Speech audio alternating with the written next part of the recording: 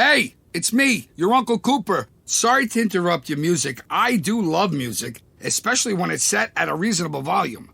You know, music is really only as good as your speakers. The same is true for minivans. A minivan is only as good as the tires it sits on. And the button on the screen there, it agrees with me. If you click on it, it'll bring you to all the Cooper minivan tires that'll make your minivan a really good minivan. Go with the Coopers! Cooper! Right now, Amazon is offering some amazing extra perks that come with a job offer. If you start a warehouse job, you can get a $1,000 sign-on bonus. That means you start earning a paycheck right away, plus you get extra cash to use before the holidays. Applying is so easy, you don't even need an interview. It's never been so rewarding to start an hourly job that's close to home. So what are you waiting for? To join the team today, visit amazon.com/sign-on bonus. Amazon is an equal opportunity employer. This podcast is a member of the Voices of Wrestling Podcasting Network. Visit voicesofwrestling.com to hear the rest of our great podcasts, as well as show reviews, columns, opinions, and updates across the world of wrestling.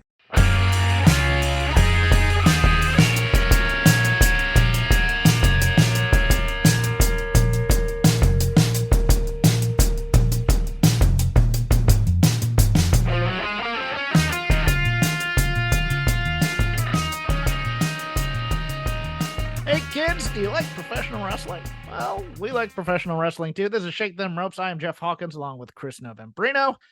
I am going to start with news about me. Quick health update. I am officially cancer-free.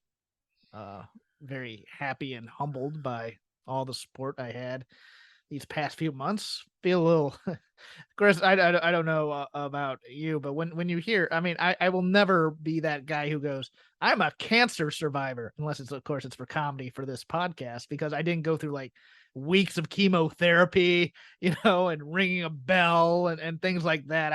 I just, it feels more like having skin cancer than anything. And those people can't call that, but, no, but nevertheless, good health news for me. That's how I'm going to leave it as. That's great. That's really good. I mean, yeah. Part of me though was going, man, if I get chemo, I could get rid of all this body hair. It'd be great. Not to belittle people who have to go through this stuff. It was just one of those things where it's like, what am I gonna have to go through or whatnot? Chris has a hard out, so we need to get going here. Starting with the news, Jon Moxley, as we said at the end of last week, Shake Them Ropes, a little bit more details, but he has re-signed with AEW for 5 years.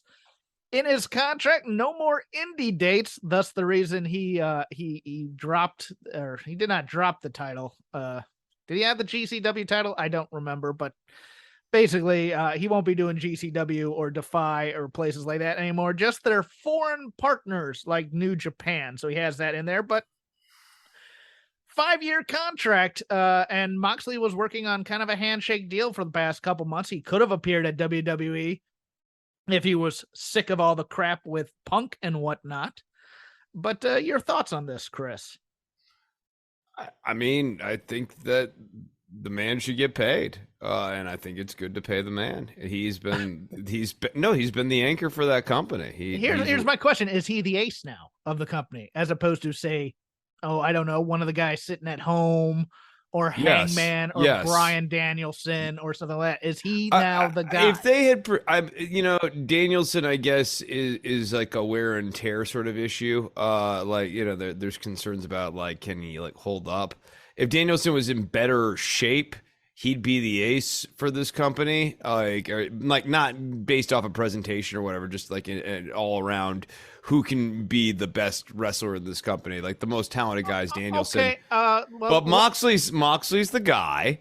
I'll finish the thought here. Moxley's the guy who has the hearts of the crowd and has been presented the most strongly and consistently. When I say ace, I don't necessarily mean the best wrestler. I mean the guy that you put at the center of all your advertising, and you say, this is our main star here. Not that Kenny isn't a main star or anything like that, but it's one of those things where, I mean, who has been the face of AEW? And I don't know if there's a definitive answer for that. No, and right now, the way the show is being done, it almost feels like MJF is the face of AEW, and that is sort of like, it's an interesting question of like, do you want this guy to be like the face of the company? Yeah, do you do like AEW starring John Moxley, much like, a Cena or a Roman Reigns type thing? I know we don't like doing the one-to-one comparisons of companies because it's like, well, AEW should be the brand because it's the best wrestling. Well, wrestling doesn't work like that always, and it's usually very centered around who your top guy holding the top belt is. I mean, up until the last 20 years, that's how it always was, and it still is in some ways. Yeah. Oh, okay. Thought you might have. I thought. No. I didn't have anything. Also signing with AEW, his wife, Renee Paquette. Now, this was a signing on the Dynamite show that I do over on Fight Game Media. I had to be talked into because I had first said, well, what's the use of this? Because while she's very likable, and while people, wrestling fans really like her perkiness and stuff like that, I went, well, AEW has a lot of announcers that they're not using, for lack of a better term, or they have a bloated roster of announcing talent on here with Lexi Nair and Alex Marvez and Shivani and Paul White and Mark Henry and occasionally Golden Boy and and Ian Riccaboni's coming in and all these other, and it gets lost in the shuffle. But according to what my co-host there was saying, it's like, well, she brings a certain energy that the other like just males don't have, and a certain gravitas that like Lexi Nair doesn't have, and she'll be good on panel shows. And my thinking was, with this next story that I'll be bringing up about Discovery, I always viewed her as more of a morning show host in terms of like local television or like something like an Entertainment Tonight type of quote unquote journalist, if you wanted to do it. I just didn't see wrestling, her bringing a lot to the table, because she can't really bring personality to wrestling per se, because it's usually about the wrestlers. If it was about her, kind of like, I don't know if do you know who Maria Taylor is, if I said that? No. Name. Okay, well, a little bit of background. Maria Taylor was a host at ESPN, and she wanted to do the NBA Finals, and there was a big political struggle, including leaked audio, and she ended up in a bidding war, and NBC bought her, and she's now on the Sunday Night Football show for NBC. But all she really does is throw it to the coaches or throw it to the people at the field. She's not really her value to what she brings to the show in terms of Maria Taylor, to me, is overvalued. And that's what I was thinking for Renee Paquette, but I am perfectly willing to be wrong here. Is this a great hire for AEW, Chris? The stuff that Renee did best on WWE television, there isn't a real clean analog for with AEW television. Like, there's not like a talking smack, because that's what she was really good at. She was very comfortable, like basically doing like improv with the wrestlers as like an interview show. As long as it was light. When it got dark, it got a little bit uncomfortable with Renee at times, I thought. But okay, I will let you hold that thought for a second, because I'll read this next story. Kathleen Finch, the chairwoman and chief content officer for Warner Brothers Discovery, made what sounds like a major vote of confidence for AEW in a Hollywood Reporter interview. This is Dave Meltzer writing in the Wrestling Observer.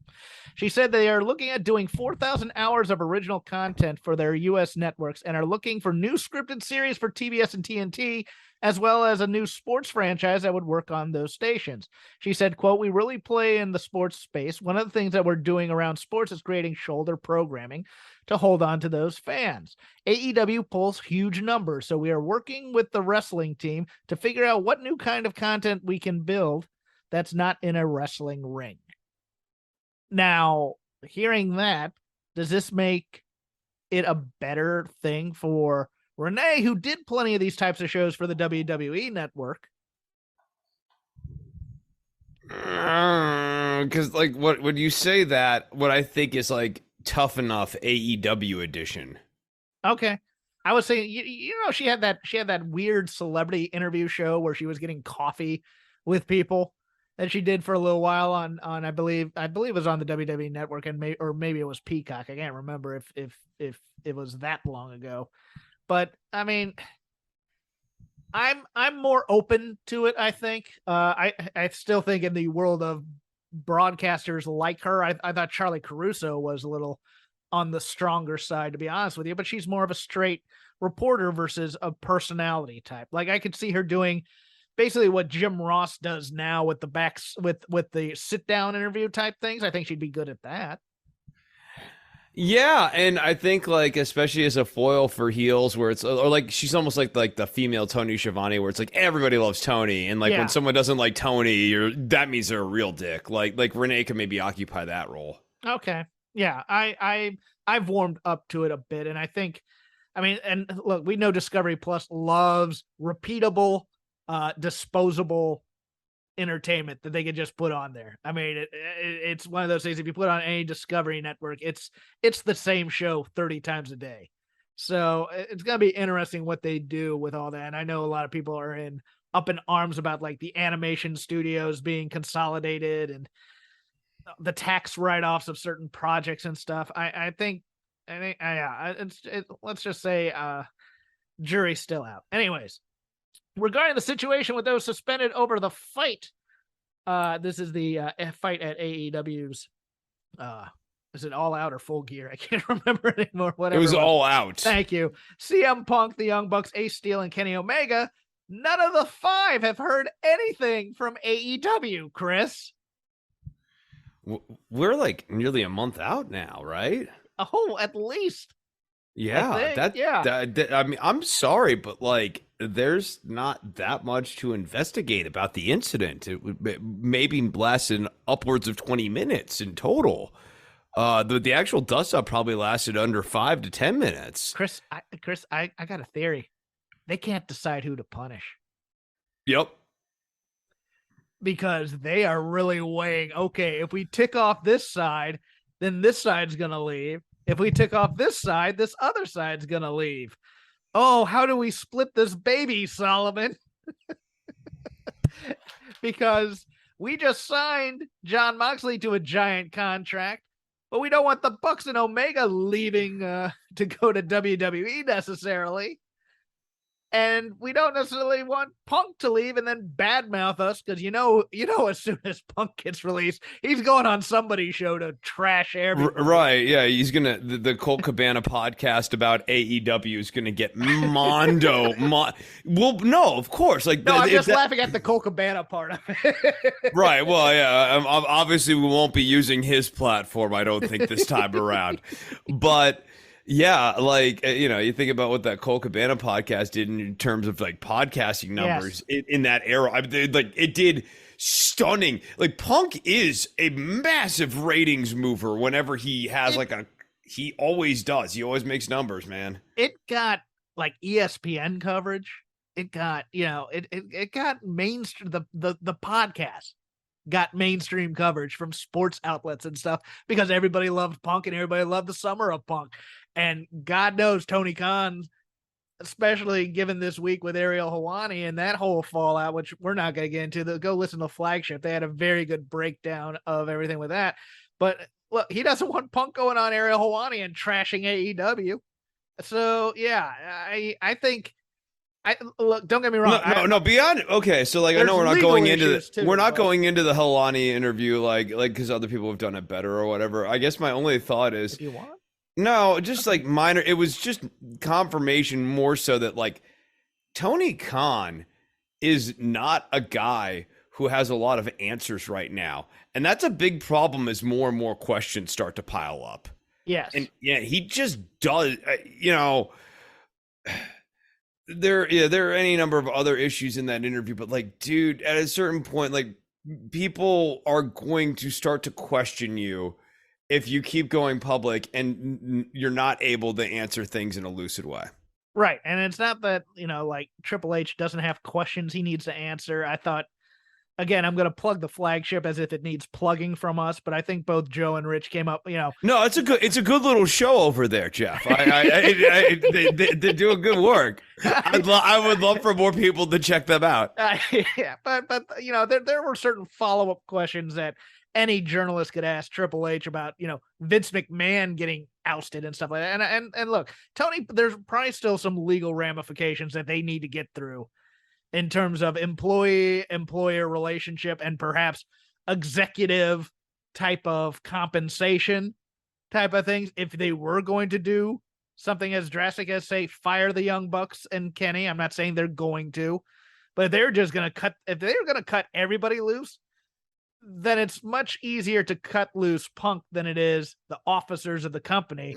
And there might still be some talking with legal about, okay, what can we do? What can't we do, and not get sued over it. So, but yeah, like as an interviewer, right? Like this and Andrade and Sammy and the through line of those things over the last 6 weeks here, that is the main story.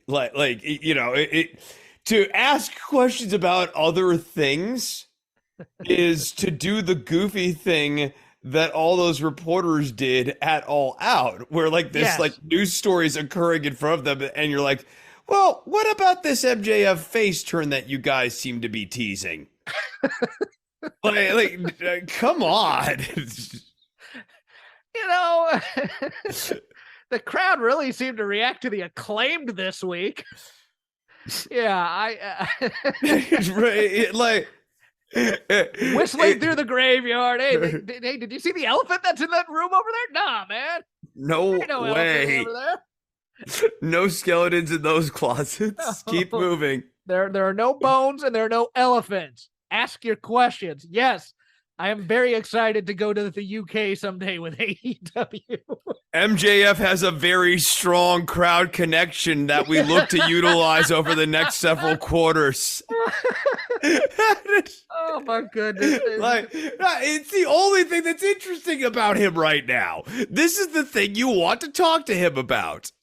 And this is why you should refuse all interviews if you're not going to talk about anything. Right. No, right. At the same time, I mean, because it looks stronger to just refuse all these interviews than to go on there and basically no comment your way through that. What happened to transparency? Screw off. I got guys who are trying to kill each other in the back. I don't care about I don't care that AEW superfan 63245 isn't getting a soundbite after a show. I'm still amazed that there hasn't been like an announcement of new locker room backstage rules and policies. Oh, that won't leak for a while, but I'm betting that there might be some there. Yeah, no, it seems to me like that. Honestly, it should leak because it would make Khan look like he's taking charge of this situation. Because right now, all of us, as we speculate about it, sort of think that the background locker room climates or the rules of the road are sort of more or less still the same. It should. It's leak. Nuts. It should leak, but Andrade hasn't been at TV. Oh my goodness. Comings and goings. The Good Brothers are back in WWE. Yay. Okay. Well, look, some of us know how to appreciate art in the form of a Luke Gallows match. So there are many of us who are very excited about this news. Yeah, they're going to do, they teased a Bullet Club reunion, brought them back to fight the Judgment Day. What is sort of interesting, though, is that Carl Anderson is the never open weight champion, but it is expected that there have been deals made that he will honor his dates and drop that title, but it is sort of intriguing to talk about. What if Papa H put a little bug in New Japan's ear about a working relationship, and everybody right now screaming at their audio devices going, oh no, they only care about WWE, blah blah blah blah blah. I get that, and this is in no way any basis in reality. But They're not. I don't think a joint super show is imminent on the horizon, Jeff, but I do think that anyone who doesn't think that this sort of diplomatic situation can lead to a thawing of relations and like the pursuit of future business between these two companies is missing the, yeah, especially with the failure of NXT Japan. Like, I'm no, you're right. dead serious. Yeah. Yeah, I'm dead serious, especially with the failure of NXT Japan to launch. Like, I think maybe Hunter reassesses and goes like, it wouldn't be the worst thing in the world if we did do some sort of joint show at some point. And the answer to all your questions is money.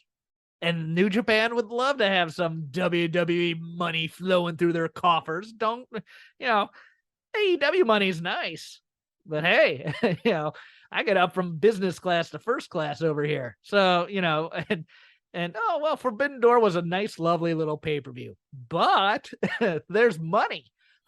Yes, but that's just reckless speculation at this point. Appearing on, but other things that could happen is like the licensing of Bullet Club as a name and a property.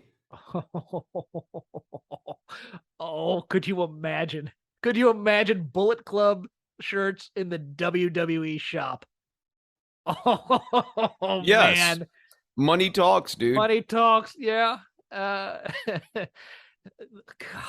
the amount of the amount of vitriol from the internet wrestling community would be insane.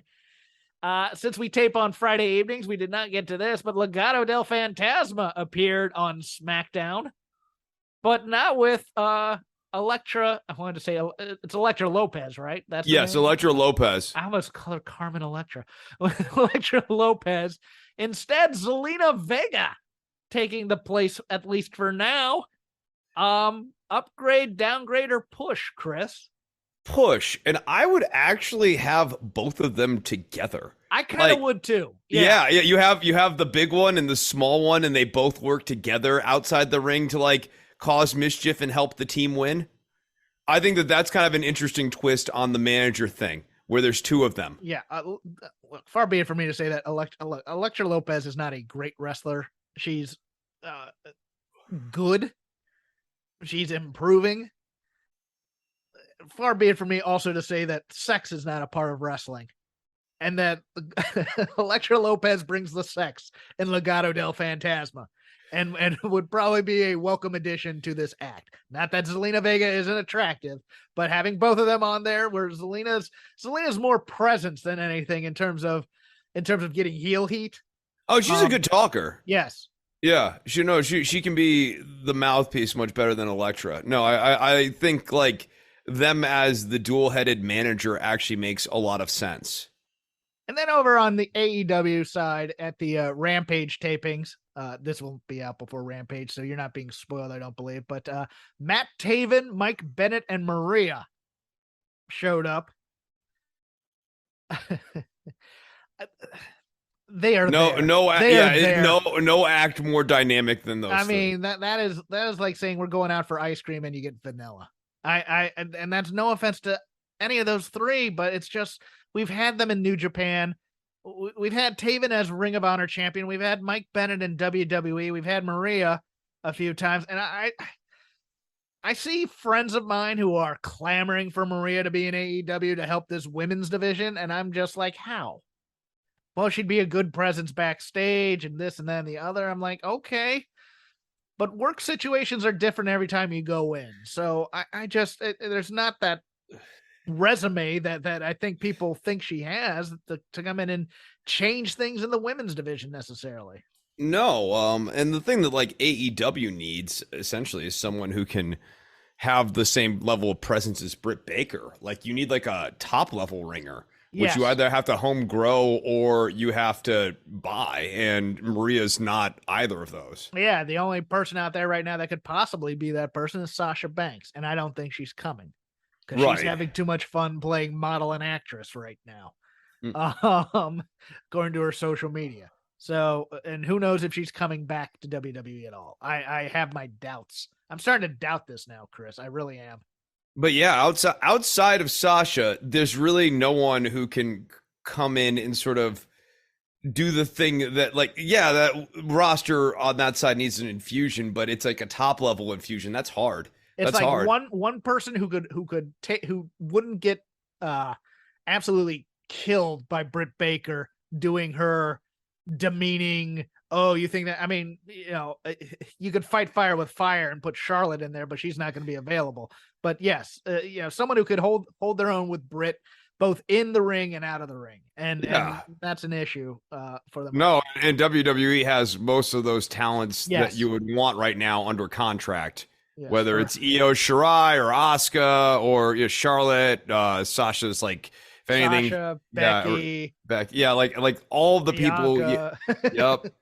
Yep. Every single one that you would want, WWE has. I just don't know who the get is. Yeah, pretty much. And we thought Tony might be it, but right now it's not looking that way.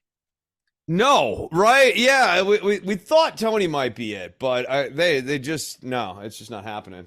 That'll do it for the news part of the show. Now to go to the lazy river of wrestling criticism. Whatever we watched, whatever we saw this week, lots of things to choose from, starting from last Friday to now, including Battle of the Belts, Ice Cold takes on Extreme Rules if you so choose, any of the weekly shows. Chris, I will leave it to you to start the conversation. I guess we can do Extreme Rules. You were very down on this show. Take me through your takes on why you were so down on it. I'm down is possibly the wrong word in terms of the in-ring work, because the in-ring work, it was perfectly fine. I described it as exceptionally cromulent. Yeah, I was gonna say the word cromulent immediately came to mind. Yes, it was fine with the exception of the one thing being hugely above average for me was Sheamus and the Brawling Brutes versus Imperium, which was just absolutely fantastic. And these guys, I could watch them kill each other for hours on end to my own endless amusement, Chris. Oh no, that opening match absolutely delivered for me. It was so good. It was what I thought it was going to be and more. And like, yes. I very into this feud. They can keep going. I mean, I even love some of the little, I love Kaiser. God, I always forget his name because I want to call him Axel Dieter, or I want to call him something else. But Kaiser Wilhelm, is that the name? Yeah, all right. Ludwig Kaiser. Ludwig Kaiser. Thank you. He just does so many things well in terms of also his selling, because his goal, his main goal is to be the guy who everybody kills. So yeah, he was great. The reason I was down in terms of my talking is because of storytelling in the Raw Women's title feud in general between Bianca and Bayley. Again, love me some Aunt Pam. So you will take this criticism to heart, listeners. I don't understand how they blew this story. I really don't. Because you have two generational talents in Io Shirai and Bayley, and you have somebody who's very good in Dakota Kai. You introduce them to massive amounts of heat at SummerSlam. You have Survivor Series planned for later in November. The story here writes itself. Heel group comes in, runs roughshod over all the baby faces, takes all the titles, and becomes a dominant force in the WWE that needs to be stopped and requires a group effort to stop them. It is a very simple story to tell. And yet, Chris, in this ladder match, which I thought was okay, Bianca was getting a bit lost and had to be kind of be held by the hand a little bit by Bayley, a little bit too much for my liking for it to be a very good match. But the booking of this match was ridiculous in that Bianca took out both the tag champs and Bayley. Why do we need a War Games involving the... Hey, it's me, your Uncle Cooper. Sorry to interrupt your music. I do love music, especially when it's set at a reasonable volume. You know, music is really only as good as your speakers. The same is true for minivans. A minivan is only as good as the tires it sits on. And the button on the screen there, it agrees with me. If you click on it, it'll bring you to all the Cooper minivan tires that'll make your minivan a really good minivan. Go with the Coopers! Cooper! Tired of long waits and rushed care at the ER and urgent care clinic?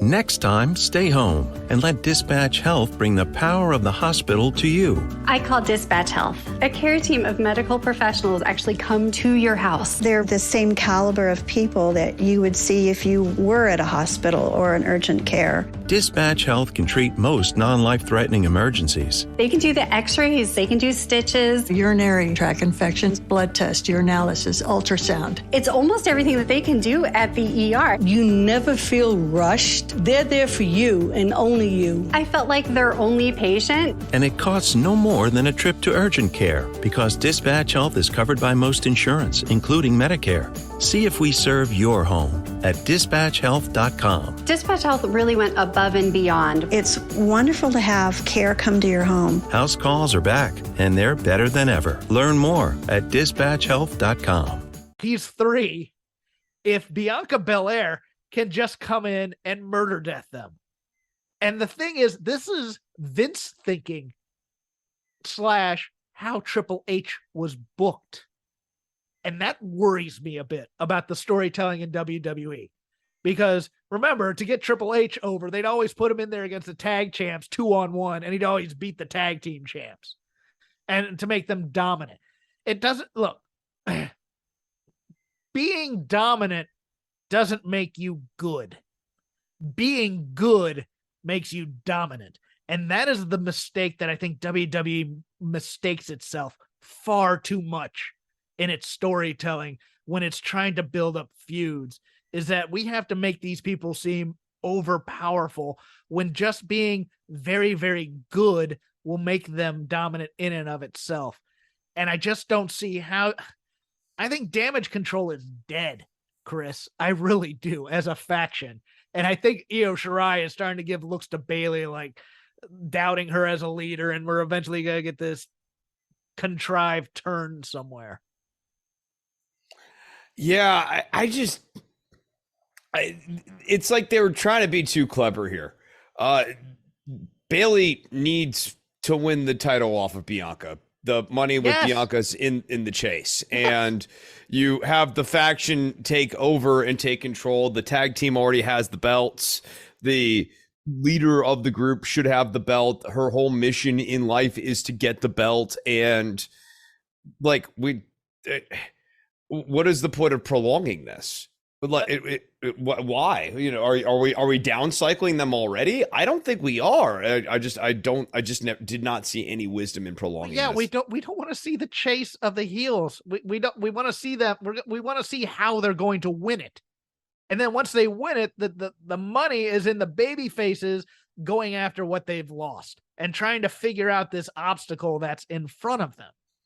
And instead, what we've gotten now is that a prolonged heel chase, which as I'm trying to like think about what that would book out to be, it's like, what, the heels injure the baby face, and then this time Bayley pins Bianca in a really anticlimactic way, and steals the title, and isn't she dastardly, instead of wow, isn't she good and has help with her. And it's I what's the point of beating them in a War Games match though now? Because it's just like, well, we've seen Bianca take out 3 of them. And she beat the leader too. Yeah. And let me put it this way. If you want a parallel connection, look at how the Golden Role Models were booked. The Golden Role Models came out, became heels, won those tag titles, won the individual titles, and came out week after week after week and just said, hey, we're here. We're very, very good. Come at us. And it was compelling television. That is how you use a heel group like that.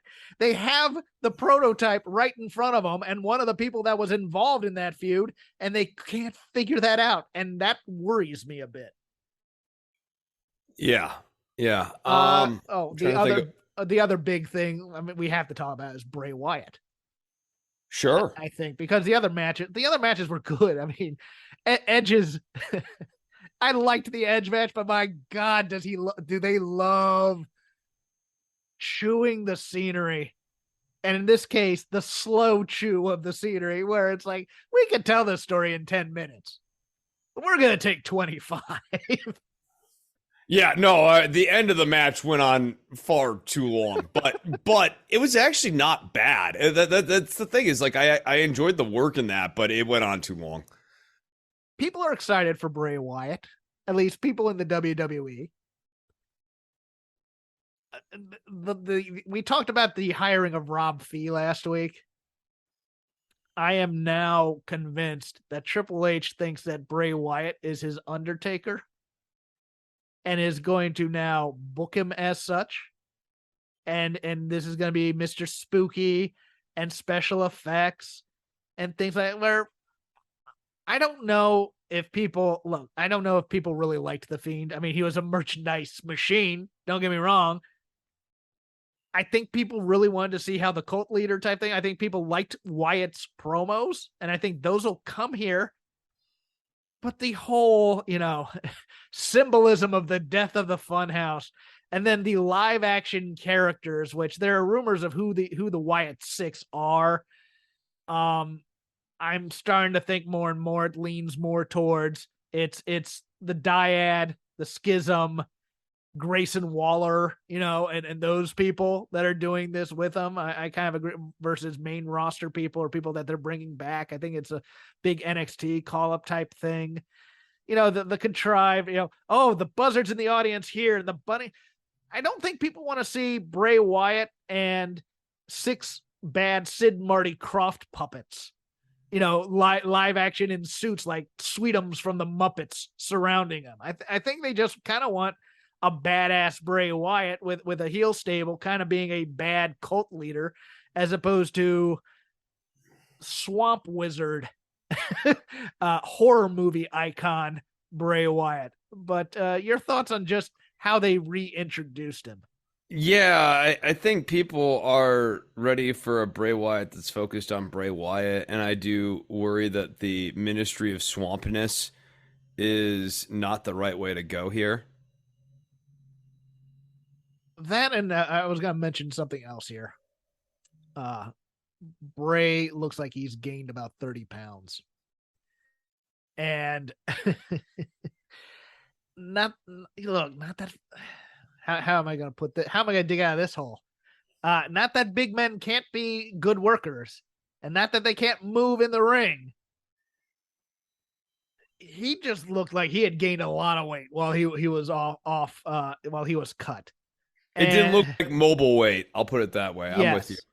Yeah, that and I think I'll expound a little bit on a little bit again what the flagship was saying here, but much like Aleister Black or / Malachi Black and how he spoke about him in both AEW and WWE,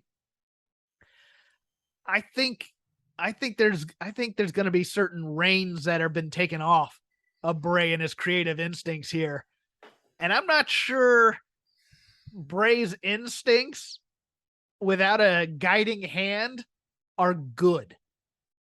I think we're going to get more of this supernatural creepy stuff here. And I think it might go a little bit. I mean, we just hired a director of lore in Rob V to help write this type of stuff, which has me a bit concerned. And we know that Bray has some very idiosyncratic hobbies, such as raising miniature horses. I mean, that's a real life thing that he does in his life that are very expensive and why he probably needed to come back to WWE.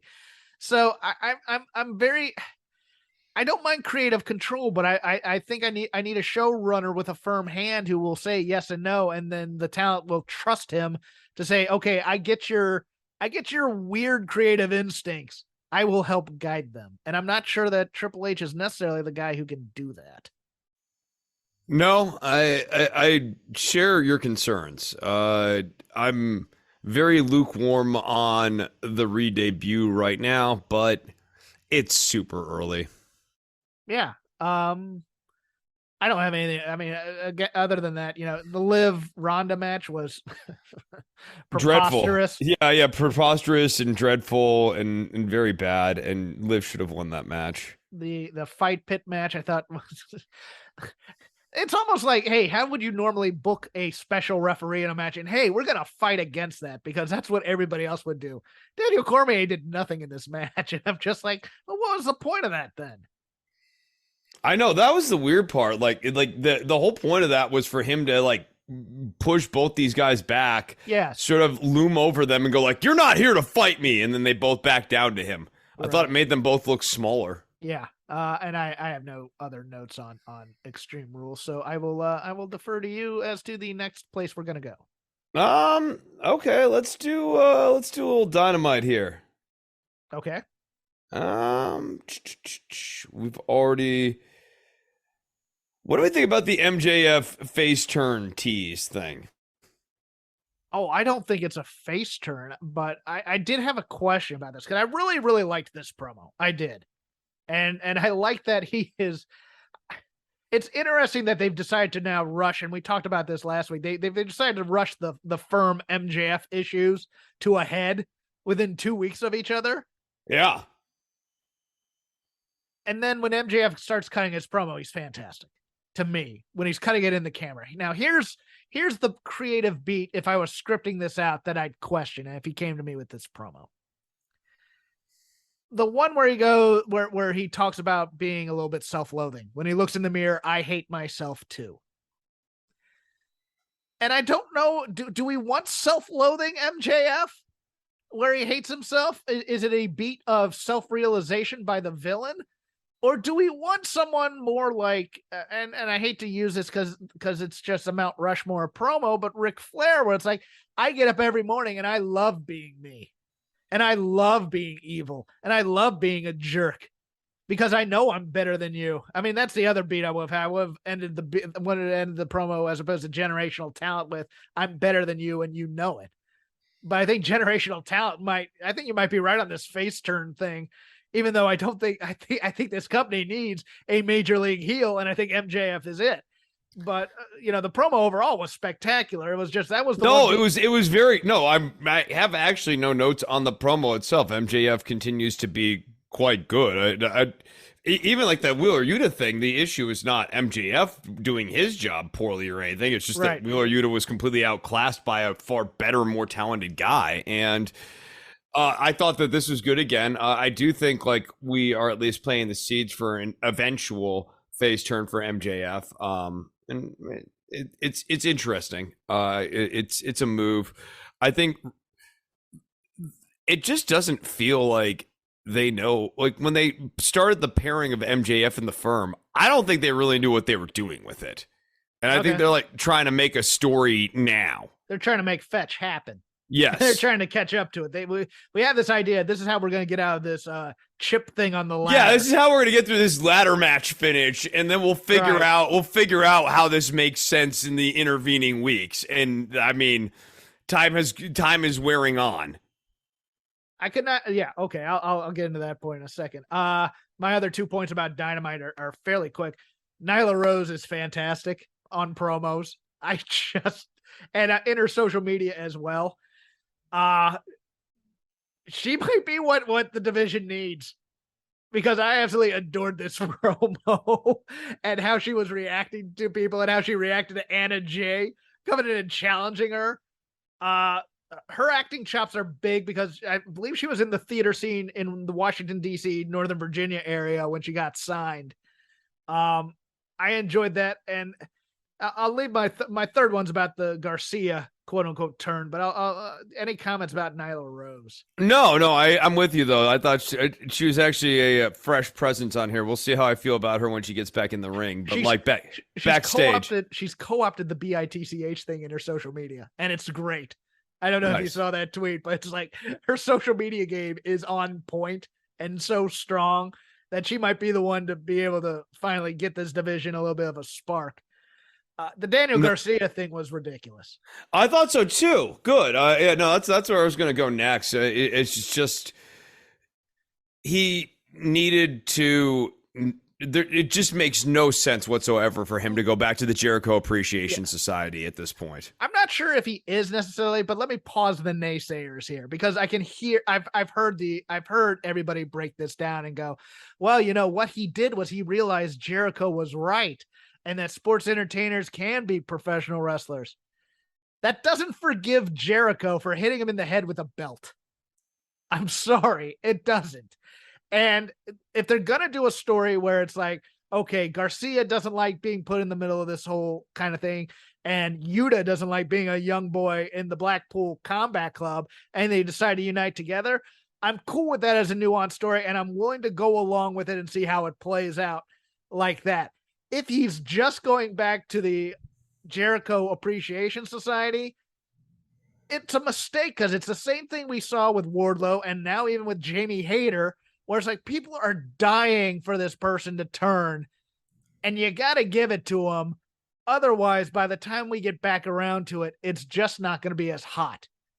And to pull this move, I think really, it really kind of chilled him off a little bit, cooled him off a little bit in the eyes of the fans, in terms of now when he becomes face, is he going to be Paul Orndorff, where he's just going back and forth at a whim? I just didn't understand this. No, it just doesn't make a lot of sense to me. And this just felt like a way of getting Jericho's march through all the former Ring of Honor champions to continue, but not really thinking about the story you've been telling for the last several weeks, or the story you're trying to tell for the next several weeks. Which is to say, this is a sort of week to week sort of move that maybe felt like it made sense in a discrete moment. But yes, you brought up a very good point. Jericho hit Daniel Garcia in the head with a belt. He has done nothing in the intervening weeks to win Daniel Garcia back after that. Yeah. The reuniting was completely undeserved. And there's nothing that a promo next week can do to make that make sense. And even if they do, it's going to be just trying to add in plot that hasn't been there in the past several weeks. I have some unrepentant stupidity to talk about, and it's not just the thing that you know about. Because there was lots of really good unrepentant stupidity in wrestling, and I must give praise to it. Now, I can't talk Chris into this, but I adored the Serpentico Brandon Cutler match on AEW Dark Elevation. I howled, I laughed. It was so stupid.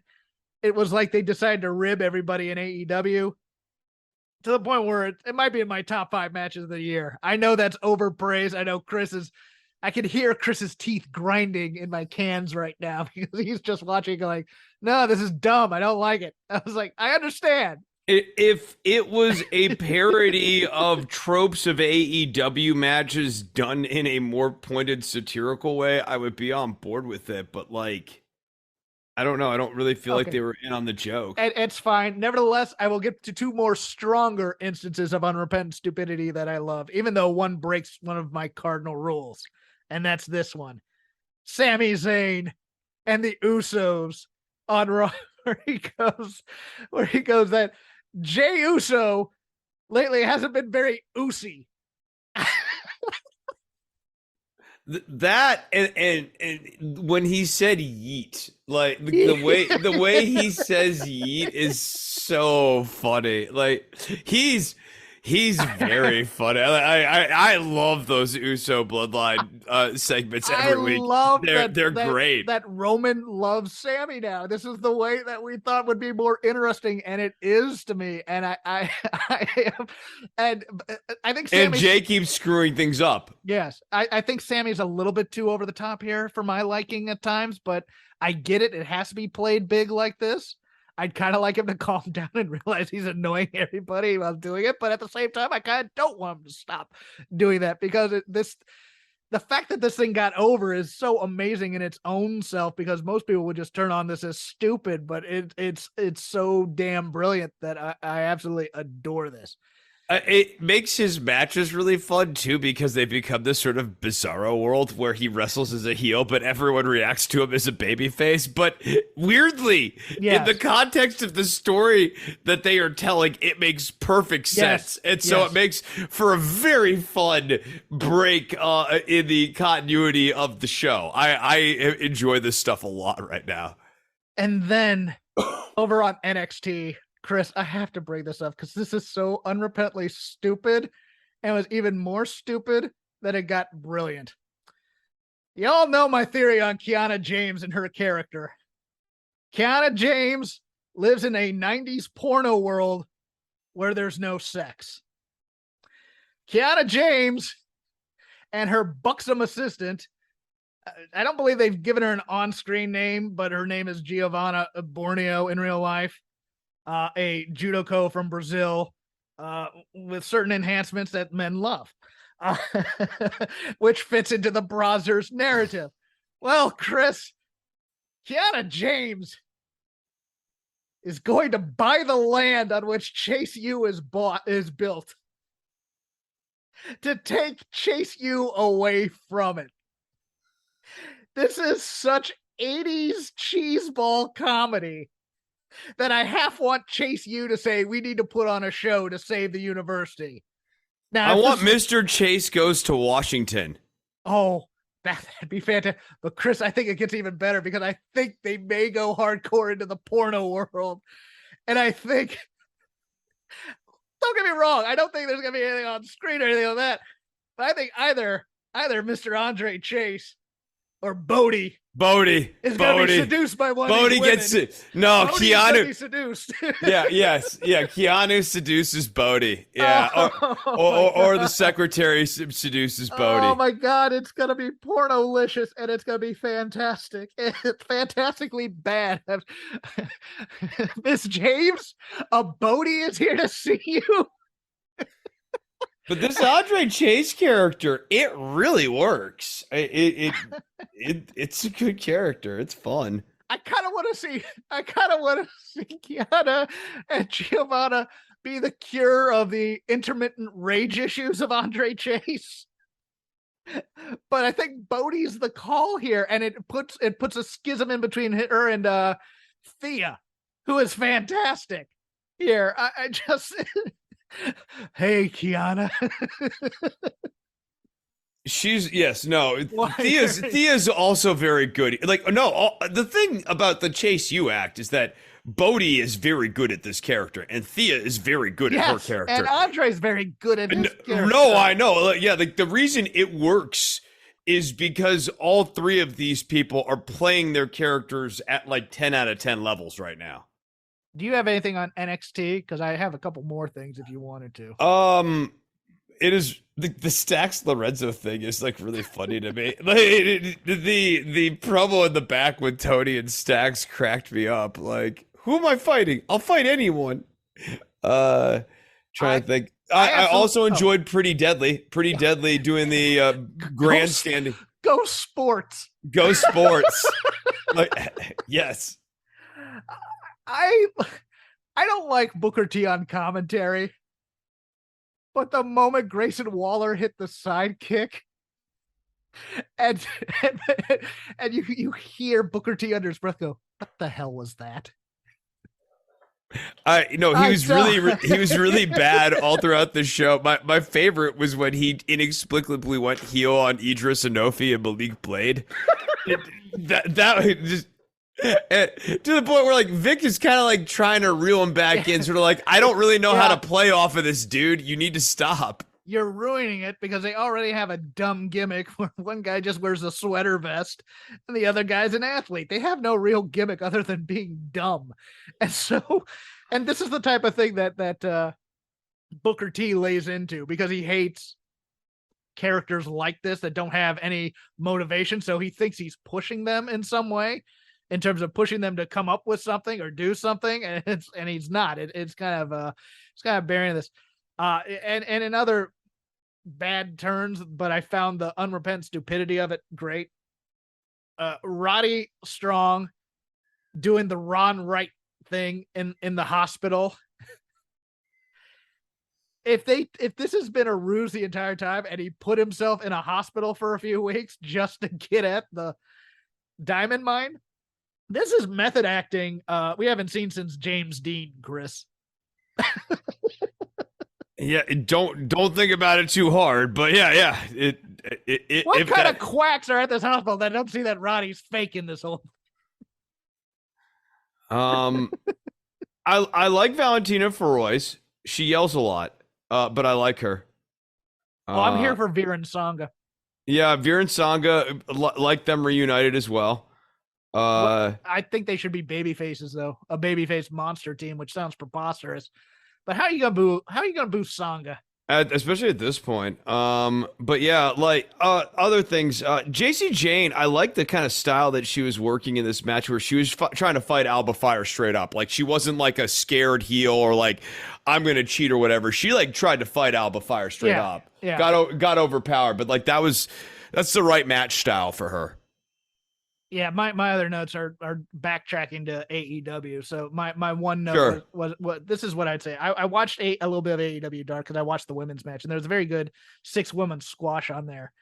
And if I'm Jamie Hayter, I'd go to Tony Khan and I'd say, pay whatever you need to get Brittany Blake on a show on Wednesday, and then I'd slip Brittany Blake another 100, because Brittany Blake made Jamie Hayter look like Vader on AEW Dark.